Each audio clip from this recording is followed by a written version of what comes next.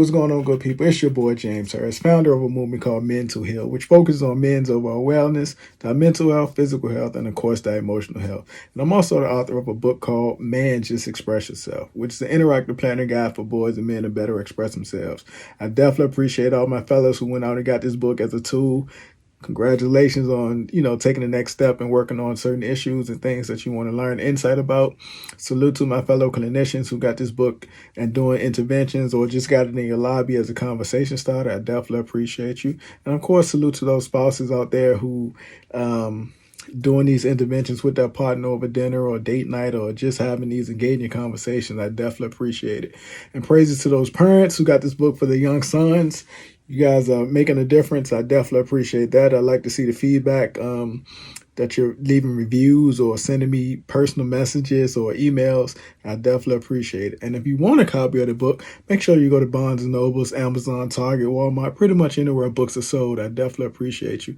On my website also is my board game. Yes, I created a board game called Cheesy Dates, which is pretty much for all type of relationships, whether that's your platonic relationships or your intimate relationships. You can have this at your girls' night, your boys' nights, or adult game nights, and especially, of course, couples' nights. That board game comes with two card decks. One is a date card deck with multiple different date ideas, and then the other card deck is those tough conversations that you need to have within your relationship. Get you thinking, help you increase communication, and of course, there's some pawn pieces that assist you with moving around the board. I definitely appreciate it. So www.mentoheal.com. And if you're new here, make sure you like, share, subscribe. And if you've been here for a while, definitely appreciate you. We're monetized now. And so since you've been here, or if you're new here, you know that I interview different guests.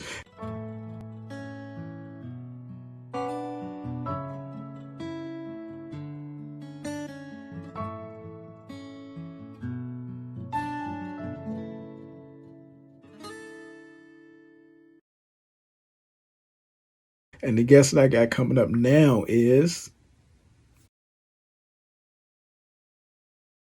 I'm Ed Latimore, man. I'm a former heavyweight boxer, and while I was in school, I had the foresight thing. Well, not in school, while I was fighting, I had the foresight to know that fighting was not going to last forever. So I started doing things for after that life, and I started. I went to school and got my degree in physics. I enrolled in the military while I was or enrolled enlisted in the military. You don't enroll in the military, enlisted in the military and did a National Guard stint here, and really just kind of build this interesting life and this life full of challenges and not just physical but the mental part, the emotional part. I got sober 7.5, it'll be no, a little more than 7.5 years ago. It'll be 8 years this December. I've been sober, and I try and use the platform that I've built with a combination of all of these tools that have really, made people interested and made my social media and my presence grow, my website grow. Then I try and use that to affect a positive impact. There are a lot of people I think out there that take advantage of social media, and their motives aren't necessarily nefarious, but I don't think they add anything positive to the world. And I try to, even if only by an infinitesimally small amount, make the world a better place than it was when I got here. Hey, that was a mouthful, man. But the reason we crossed paths is because of your movement on your journey of sobriety, which is a noticeable one and definitely a lot of encouragement for other people to be on that journey. So what was it like for you to even start the movement and want to be public and open with your sobriety journey and the movement that you put forth? I remember because I wrote a book about this. And the book is Sober Letters to My Drunken Self, shameless plug, right? But I think everyone who's thinking about getting sober should read it, because I wrote that book because I needed a way to give to people in a way that I was not able to receive when I was getting sober. And the big thing that was hard for me, no one prepared. Everyone tells you about, oh man, you want like your friends might change or what you do is going to change. They don't tell you, man. You're going to feel lonely. You're going to go through a lot of guilt. You're going to go through a lot of emotional distress about things that you didn't even think you had stress about. You're going to have to actually face real problems like head on sober instead of escaping through the bottle or whatever. And I wanted to warn people about that. So my journey, what made me want to get out there, is because I figure like this, God has really blessed me with being a person that people care to listen to, whether it's a big huge platform like I'm a celebrity or just regular guy. I'm not up there, but I'm not definitely not a regular like guy that you never will hear of or cross paths. So I figure I use it and reach out, and social media allows us to do some incredible things. So if I can write, I've got I think the topic I write about the most on my website is it's either sobriety or boxing, one or the other. I have a few articles about it because it's that important, and it's the only other topic besides like my general like philosophy that I've written an actual book about sobriety. So I think it's important because a lot of people look at the addict and they just kind of shun the addict, and the reality is, man, you're looking at somebody going through trauma, and if you can help them deal with that, you got to deal with a bunch of other problems that people don't want to face, but they're important, and that's how I think we make society better. No, I definitely appreciate you being open and vulnerable with your personal experiences. So how does one box for 13 years, be on Roc Nation, and I guess battle addiction, or was that after? Nah, dude, it's funny you mentioned that, man. So, so for the first half of my career, we'll say, and I'm encompassing my amateur to professional in that whole time slot. The first half of my career, man, I was performing in spite of myself. I was the guy who I used to like make sure my practices wouldn't go. I get antsy if they were going too late because I knew I had to stay dedicated. I never shunned boxing to get drunk or anything, but I certainly would misprioritize it to a severe degree. As an amateur, man, everything was about finding places to drink and finding things to do with booze. The big thing when I turned pro is everybody wanted to say they was around somebody that was pro. So at this point, I didn't even have to have money to drink, which was crazy. Now I have a little money, not much, because fighting sucks.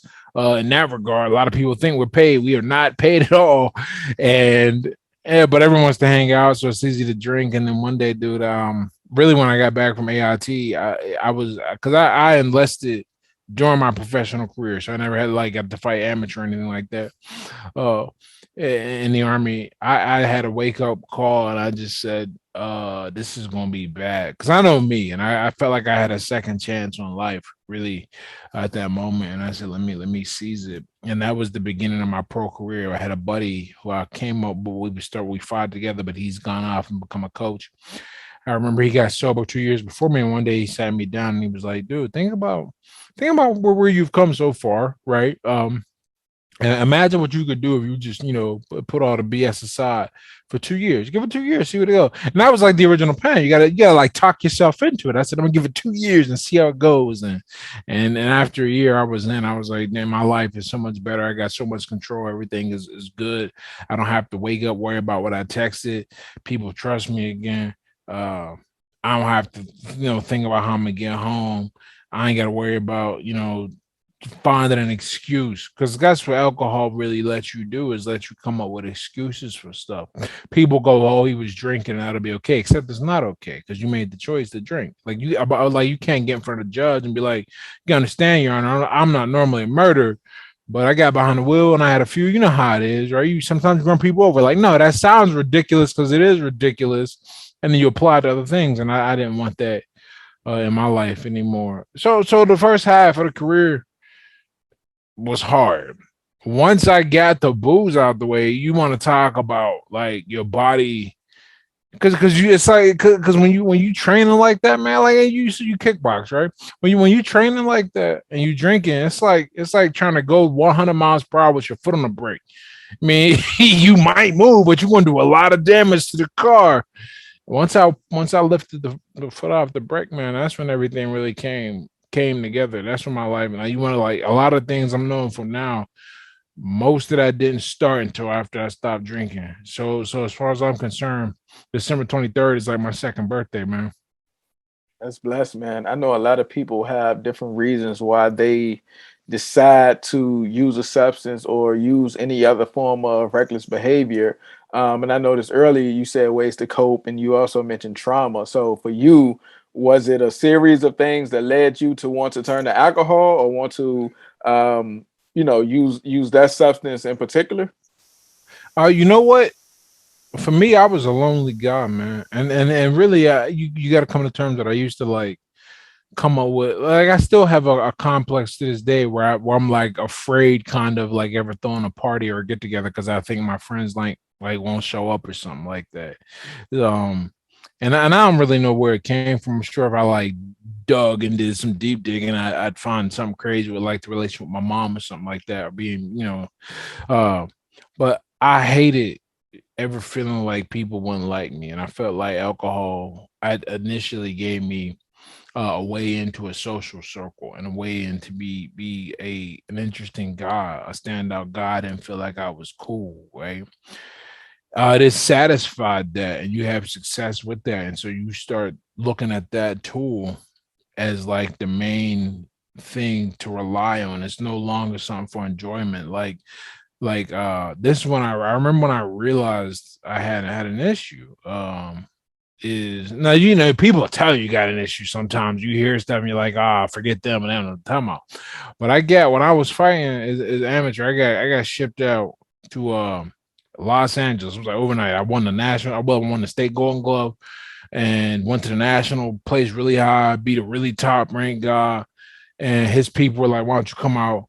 We'll see how you do with the program we're putting together out there." It doesn't exist anymore, called All American Heavyweights, but it's the same program that birthed Dominic Brazil, Charles Martin, Michael Hunter fought out there. The top guys came out, and I was part of that. But when I was out there, I went out there and I didn't know anybody. I didn't have any. I didn't have a car. You can't live in LA without a car, man. It's rough. So I didn't really have a social life, and so I drank a lot, and I drank a lot because I was trying to like recreate these feelings of camaraderie, but it doesn't work that way. And that's when I was like, okay, this is crazy. It took a little while before I made the switch, but what I was really dealing with was the loneliness, insecurity, um, was teased a lot, come growing up. Think, whenever you deal with that, then you come up with a chip on your shoulder as an adult, and however you deal with that. Some people end up coping with booze or whatever or not. I mean, and I'm sure, like I look at my childhood, and I mean, I know objectively there was a lot of nonsense, and maybe that's me still not having really cope with it, because I look at it and I go, okay, it was tough, and but I dealt with it. But did I really? But I know that the past 8 years, I certainly have dealt with it. Like I thought I thought when I was a younger man that I had dealt with it, and I really had, and I was just covering things up, not allowing myself to mature, and that was a big thing too, man. It's not giving myself the space to face something truly difficult and mature and grow past it. Get caught up in the life where you're chasing girls a lot, and that's a big part of the environment when you think that's the most important thing. And I really think I got that problem because there was no male guidance coming up for me, so I had to figure these things out on the road. And Booze hopped in there and said, "Hey man, here's some cheap guidance, here's some cheap entertainment, here's some cheap acceptance instead of working on respect." That's what changed. Start working on respect instead of working on being liked. And it funny how it works out that way. Yeah, it ends up being pretty much better. Yeah, no, I appreciate you for that. So for the young person now that's into sports, and is probably experiencing similar thoughts of what you experienced, whether that was not fitting in with certain crowds or feel that they need this substance to be somebody else, like what advice would you give them? The hard thing about being young is you're young. Like, like I know that sounds redundant, but I think about this a lot. Like I turned 36 this year in February, and it hit me like every day after 36, I'm an adult longer than I've been a kid, and that's kind of significant on the planet. When you don't realize how much time you have to grow into yourself and be patient, and realize that most of the people that you don't fit in with right now ain't going to be anything, or not certainly not going to be the type of people you want to kick it with, hang out with. But if I could go back and tell myself anything other than that, because I got to tell them that, but kids don't listen, and they still have reference to time. Really, just work on getting good at something that you can be respected for, because when you have things to be respected about that are hard to take away from you, like you see this a lot where guys were like stars in high school, but they leave, and now that environment is gone, their source of respect, I put that in air quotes, is gone. And so now they what are they now? It's kind of, the bar guy, the party guy, and try, don't do any of that. Try and work on building your respect in any way you know how to, any way you can. It's going to force you to develop, build a business, learn a skill, even start another sport. A lot of fighters today aren't. I don't know if you fight, but a lot of guys, fighters today start at like 18, 19. Whatever it is, do something difficult that the respect you gain from it is going to enrich the rest of your life, and it's going to be very hard to take away from you. I feel like, in fact, I remember saying to myself, one of the reasons I started fighting is I was like, man, I don't have any proof I don't have any. Besides what I say, I said, if I died today, what would they say about me? I played some good high school ball. That's what they would say. Like, that was it. And I was a hell of a drinker. That was what they would say. So I said, let me go do this whole fighting thing, and let me try and make my life better. Let me, and also, you chasing comfort, a little bit. But yeah, man, respect, chase that respect, and get them skills, improve yourself, do the hard things when you're young, man, because the longer you wait to do them, the more used you're going to be to not doing hard things, and then you got to deal with that. Now you got to deal with a habit and a messed up life. Yeah. And it sounds like what you was trying to allude to was a lot of people searching for fulfillment outside of themselves. Like, Absolutely. yeah. So I think that's a big portion of it. That fulfillment is lacking. Those insecurities are, revealing themselves more than everything else. Like, people don't know that, you're a dope individual, but you trying to fit in with this other group, or you don't. Man, I can't, dude. Let me, what you just hit the nail on the head, because I look at my behavior a lot through the lens now, 8 years sober compared to before, and I go, why would I even act that way? And oh, because I thought that was kind of a way to fit in and be cool, and that was what was going to work. Meanwhile, if I had acted the way I act now, I would still be like, I'd be more than like, that'd be revered. If you were talking about like the respect, but it would have been, it's earned. Anything that's earned, that's hard to do, we're gonna shy away from it. And I'm no different. I was that way. And then once I figured out that kind of the way to, I don't like the word happiness, fulfillment. The way to fulfillment is through hell, is through doing really hard things. Then you start seeing the story arc of my life, and I've never been happier. And every day it can, because I know, because someone can look at me, I can hold my head high, I can like the guy I see in the mirror. It's another thing, I didn't really like that guy I saw in the mirror, and I knew that. And now I love that person I see in the mirror. So you had 13 years in the ring. You was under Roc Nation Sports, I believe. Yep. So do you think Roc Nation would have signed you if they known that you had Nope. Okay. And check it out. It's funny you mention that. So my manager and I kind of went back and forth on this. He said, we don't think it's a good idea for you to mention this with the Roc Nation floating around, because they don't want to take a chance on you if you got an issue. And my thinking was the complete opposite. I'm like, I'm letting these guys know that I'm not going to be an issue outside the ring. And ultimately, I wish I could remember the guy's name. He was a cool guy. He came down, watched me spar. We all went out to eat, and then it was a done deal. But I remember that being one of the things that probably tilted things in my favor, that I was not a drinker, and I hadn't been at that time. It's one thing everybody is never going to drink again the night after they drink hard, right? So, one thing was that. But by the time I got signed, let me think. I think I've been sober almost 2 years by the time I got signed, maybe a little longer. So it was a real thing. It was serious, and my life reflected that. So I think it helped me.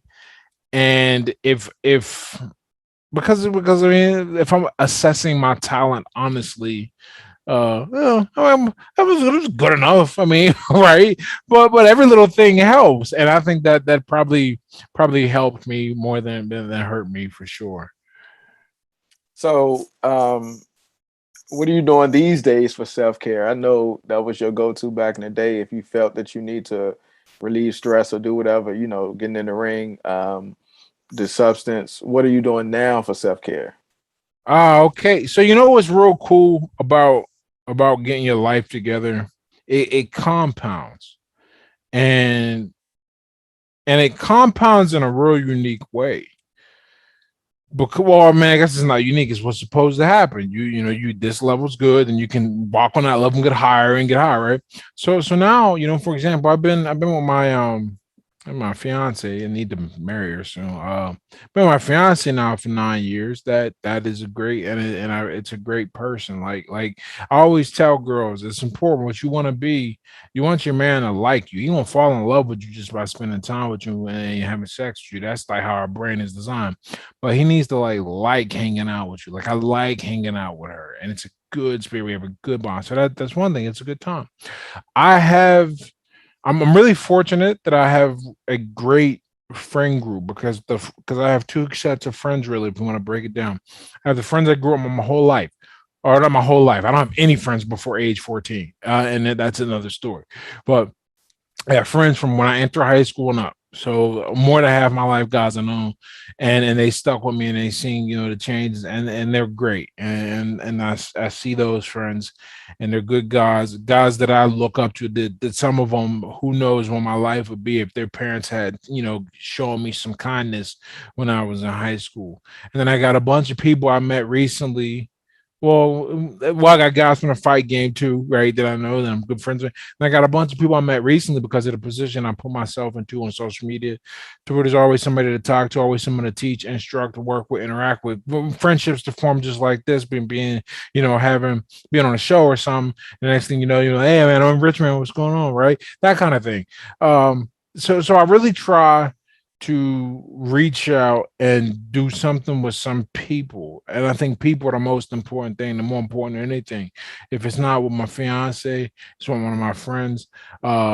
In person, because it's very easy to fall into this digital trap. Yeah, and if I don't like take care of it, she calls it hermiting. I like just sitting here and not do anything. But no, I gotta get out. I gotta force myself. I gotta see and talk to and interact with people.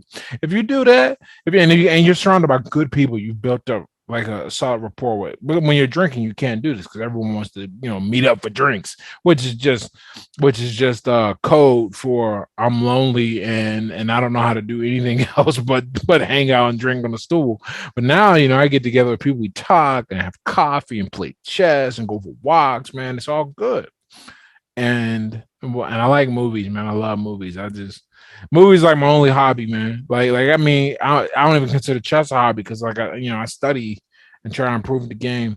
It's good for me. I like that, and I travel a lot. I like traveling. And this brings up kind of the point I was making about when you take care of your life. A lot of this stuff is possible because I have an income, and I built that income kind of from the ground up, and really understand what to do and how to work social media, and then it's a kind of a self fulfilling cycle. I'm able to affect more people by being a good influence. So I keep myself together, and it helps the world be together. So I really set my world up to be in the purest sense. A world of integrity where like I have to behave even if I didn't want to. I have to behave the same in person as I do online, as I do with my friends, no matter what friends they are, whether they're long-term friends or short-term friends, that I do with my family, everything. And it's made me so much better. The a short answer to sum all that up is my self-care today is not needing self-care, man. Like it's really it's really easy when you've put the right pieces in place and the right people around you. I don't need much else. I don't have a bad day. I tell people all the time I haven't had a bad day since I got sober, man. That's awesome. So a couple things. First, you say you got multiple friend groups, whether they were long-term friends or new friends within the last couple years that you engage with or interact with. Yeah. Were any of those people influential in you getting sober? Like, hey Ed, lay off the bottle, or let's, you know. No, and this is interesting. And I actually write. This is one of those things, man. I write about in the book because when you have anybody listening to this who's dealing with sobriety or thinking about that, this is a really important thing you got to keep in mind. Um, when you're drinking with your friends and you think you have a problem, you can't. It'd be nice if they do. If they're like, "Hey, man, you might have an issue," but don't expect that because for them to do that, they're gonna see you as part of them. And so for them to go, you have a problem, they have to consider that they might have a problem. And the younger you are, the more complicated this gets. And then you get to a certain point where they're like, you shouldn't behave like that ever. So there's not really a window here where you can expect your friends to shine that mirror on you, unless it's like real bad, right? And by the time I say it like this, by the time your friends are like, you got a problem, you probably won maybe 2 bad nights away from being in the back of a paddy wagon, man. And that's not where you want to be. And unfortunately, I never got there. But I remember I tell that story all the time. I tell it in the book. I remember when I first was like, yo, I think I might have an issue. And I'm sitting there thinking to myself, researching AA. And I said to a good friend of mine, I said, yo, man, I'm thinking about do AA. I think I'm gonna stop drinking, man. It's crazy. And he was like, yo, that's like forever, man. You sure? That's a good idea. And he's not doing this because he's trying to enable. He just it's a different world. People don't understand. Like when you start thinking you got a problem, most people don't think that. Even though they, if you look at what the surveys say, well, apparently 1 in 8 Americans drinks to what an alcoholic drinks to when they, present their drinking habits. But they don't think they have an issue, so they don't think you have an issue because they don't think they hang out with a drug addicts, right? No one thinks that. So I will say that none of my friends were influential in me getting sober directly. I had one friend check my behavior once, and my behavior was under the influence, and that made me feel real like unbelievably bad. And so I said, okay, this guy that's been by my side for a while. Uh, and to this day still is. And he's one of, in fact, he of all my friends, he's the only one I'll text every December where I think about it and I go, hey man, I'm just thinking about just even if I just seen him. I mean, he doesn't live around here anymore. He lives across the state with his wife and kids.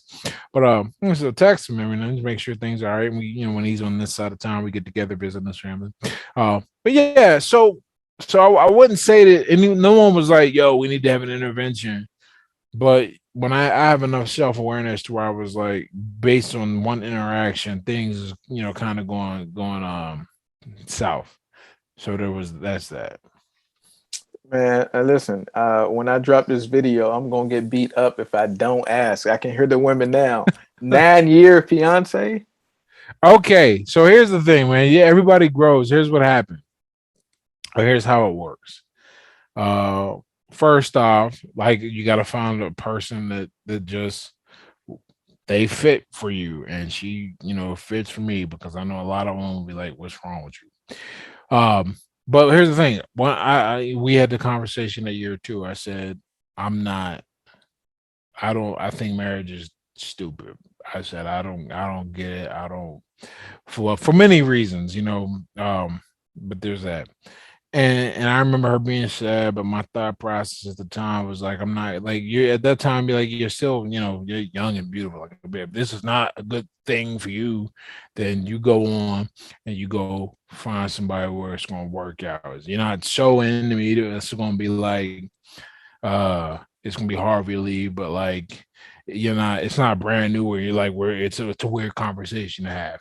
And then we had a conversation, I think around year mark 4, and and my mind hadn't really changed, but I was like, wow, man, you still here? This is crazy. Um, and then because she's not American. She's from Portugal. Well, okay, she is American, but her initial citizenship is Portuguese, born and raised there. And so we went over there, and I stayed. I was able to stay for like 6 months because I'm not a citizen. She is, but if we were married, I'd be like, okay, whatever. And on top of that, we started talking about kids, and I said, okay, I really like. Now everyone has their irrational thing, right? Because I fully understand when I work it logically, there's not a real difference if both parents are there. But I would like my children to be able to say mom, dad, and we're together, and she's got, and on top of that, when we travel sometimes the way we book stuff, her last name shows up. That's kind of annoying. So I'm gonna want that changed. But yeah, now it's just like I figure like this, man. If she been around, she's down and is a great help and asset to my life. I think the way the world has gone, rushing into, because she wasn't my fiance for 9 years. She's my fiance for it'll be a year this Christmas. So like I knew, like I mentally was like, I ain't really going anywhere. Like probably around year 4, I was like, this is what it is, and she was on plan for that. And on top, and it was to the point, like when I got the ring, she was like, I just want to make sure this is an engagement ring. I put on the right finger, right? Because she knew what my stance was, but I had changed and everything. And now I'm just like, um, at this point, I can afford the legal protection for me and my money. So if she wakes up one day and loses her mind, I'm not gonna have to think about killing her to keep from paying alimony or something. So like, it's gonna be a good time, man. I'm excited. We're planning to adopt. Ones you got to find people who think just like you, because I saw people in that system, in the foster system, and some really bad adoptions come out of that, and I saw how damaged they were, and I said, I'm not really, like, I don't have it in me. I don't wake up and go, I gotta spread my seed. Like, I don't have that feeling. Some guys do. And I always wanted to adopt, and she was right on point even the whole time before we even, the first conversation she was in, and it's still in years later. So that's like, kind of going to be the plan to go forward, and I'm really excited about that. I'm really just more excited about just finding somebody who just matches me. Like, man, it's a good feeling. But yeah, there's no, I got no good answers to female readers other than I gave her out because I wasn't gonna be unfair, because I think that in terms of like what are the big crimes a guy can commit in a relationship. I think having a whole other family or something like that, that's the lowest of the low, even lower than the cheaters. That's and the other thing, somewhere up there, I think still in the girl's youth is like the worst thing you could do. So I made sure that once we was like even remotely, I was like, I'll let you know. But she's been cool because I wasn't gonna leave. Like, I know that's hard for people to hear, but you gotta remember, man, the divorce rate is so crazy. Like, it's not like getting married guarantees I'm not going anywhere either. But I was like, in my heart of heart, I ain't leaving. That's why I'm still here. 9 years. I tell people that all the time. Like, I've known people that in the 9-year period we've been together, they've been married, divorced, and remarried. Somebody else, man. Like, that's nuts.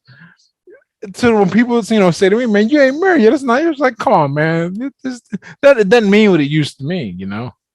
Yeah, nah, that was a definitely genuine answer. And as a person, as a therapist who conducts sessions with married couples or couples looking to get married, I definitely can see the point of you waiting. And I'm glad that you know and that she knows you guys are on the same page. You have to do what's best for you two, Yeah. opposed to. But oftentimes, that biological clock, whether it's the male or the woman, Well, starts yeah, to and that's the say, other thing because I'm a big believer, and in this, that if you have the hard conversations early, you can avoid pretty much every like, I really believe that you can avoid every relationship problem if you have the hard conversation the minute it rears its ugly head and you start dealing with it. And so there are some hard conversations guys don't like to, or couples in general don't like to have.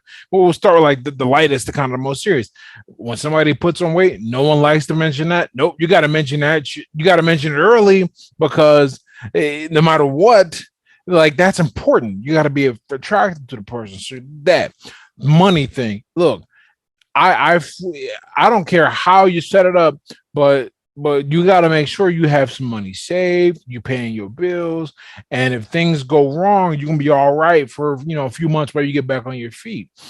But when money comes up, that's a hard topic. I've read somewhere that like 70% of divorces, some high number of divorces are rooted in financial distress and difficulty. So those are hard conversations to have. That kid conversation, because you got to know you got to know the person you're with, and I know that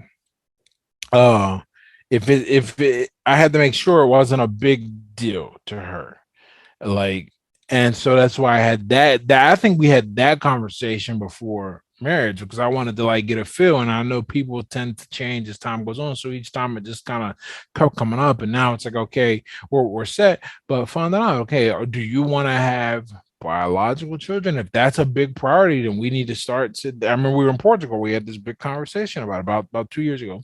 But okay, if you want to have biological children, that window's closing, let's get on that now, right?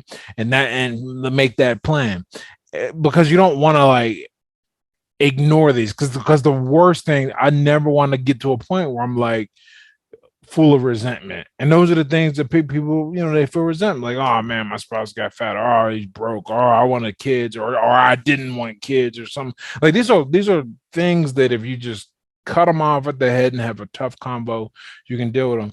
And so that's what I deal with now. I'm as tactful as I can be. I mean, but there's what I found is the type of person who has the foresight to have tough conversations. Tact has to be learned. So so I really put a lot of effort into it, because the last thing I want to do is like ever hurt somebody's feelings. So certainly not hers. As nice as and wonderful she's been. So yeah, that conversation has been had, and it's spot on. You gotta have it. I didn't know you were a therapist, man. That's cool. Yeah. That makes perfect. It all makes perfect sense now. Yeah. Yeah. So I'm glancing over at the shirt. Yeah, I'm glad that you guys are in agreement, because that's what's most important. So do what's best for you and your household. I seen a picture, man, with you and Roy Jones sparring, or you was finishing up sparring. Yeah, man, that was a. So here's the thing, right? Let's tell you the story about on this. I spent my formative like when I started fighting when I was 22. My last fight officially in the ring was 2016. Yes, I took 2017 off. I was getting ready for 2018 to come back, because I said I needed time off. I got to finish a bunch of classes in my degree, the real hard classes that you can't phone it in or BS. And then I was getting ready to come back, and then I got injured, and then when I got injured, my coach was like, your life has changed so much. What are you doing? Why are you still here? He, like my coach, my good friend, who we go watch fights together, and I help him. He's like, what are you doing? You don't need to do this anymore. Do you see what your life is like now? And I said, okay, great. So I go off and do all this, but I still stay in shape, man, because it's a personal pride thing to me now at this point. Being in shape, being able to, still get out and run a sub 7-minute mile and go, lift and do sessions, whatever. And so my coach calls me up one day. It's about last year, right? Because that fight was in November. So it was almost a year ago.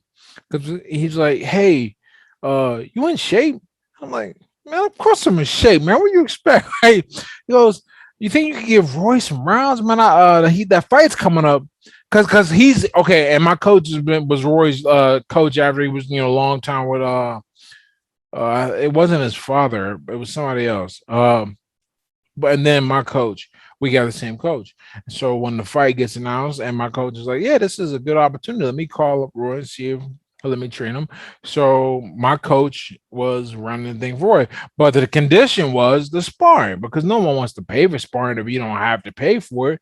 And I am unbelievably indebted to my coach. I'm like 3 times indebted to this guy, changed my life multiple times. And so if he calls me up and he asks if I can spar, I was like, okay, great. He goes, well, you're gonna be getting Roy ready for the Tyson fight. I said, great. And I go and I do that. And so I was the sparring partner for Roy for that fight against Mike Tyson. And it was 3 times a week for about 6 weeks. Um, Quickly got back in because you're never in fight shape if you're not fighting. They're like, you can be in the best shape in the world, you're not in fight shape if you're not getting ready to fight. And I felt that the first 2 weeks, and then it clicked, man. But man, you on fast, man. Just like stupid fast. I'll never forget this. We was sparring, right? We was in the ring, we was locked up, and Roy, I'm lined up, my position is good where I think he's gonna be. And he does this quick step off.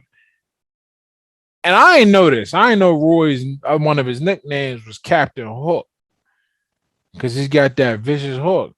He stepped off and he did a quick double hook. And I've never had this done to me. The hook went through my guard from the side and smashed me in the nose. If you see that picture, my shirt is covered in blood.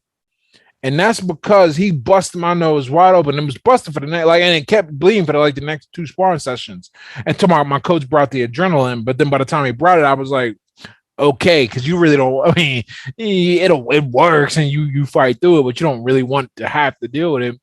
But yeah, man, Roy, cool guy. I didn't really know that much about him. I looked him up on Wikipedia. I found out he was a Russian citizen. That was the first thing I asked him. I said, "Hey, Roy, man, Roy, do you put in my Peruski?" He always da. I was like, holy heck, man, you really do understand Russian. All right. I took a small token amount of Russian at one point in my life, and just fascinating, unbelievably difficult language. And yeah, man, I said, Roy, man, how'd you get Russian citizenship? Because I didn't know you could do that. I didn't know there were dual Russian American citizens because of the relationship between the countries. And he goes, man, they just love me over there. And so one day some guy was like, hey, you want to be a citizen?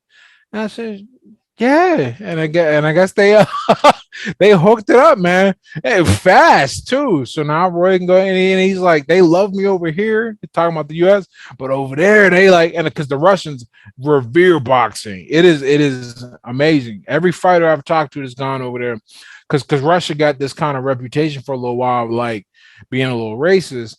I was always a little, worried about this. Just the rep I go anyway. But every black fighter I would talk to that went over there, it said nothing but greatness the way they treated them, because it's not a race thing, it's the fight and they respect the fighters.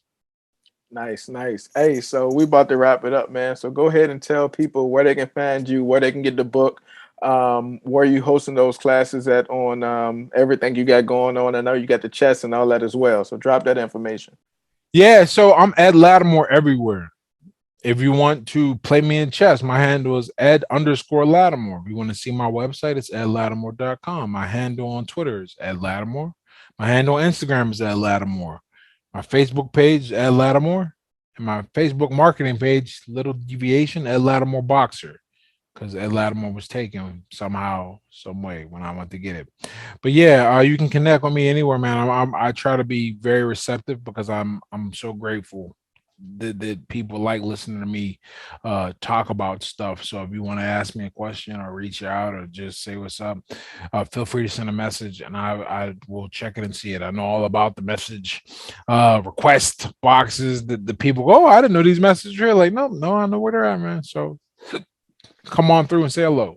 Ed, listen, appreciate you coming through, dropping insight and knowledge, not only on healthcare, coping, substance use, your sobriety journey, but the interesting stories as well. So I definitely appreciate it, and we're gonna catch up, good brother.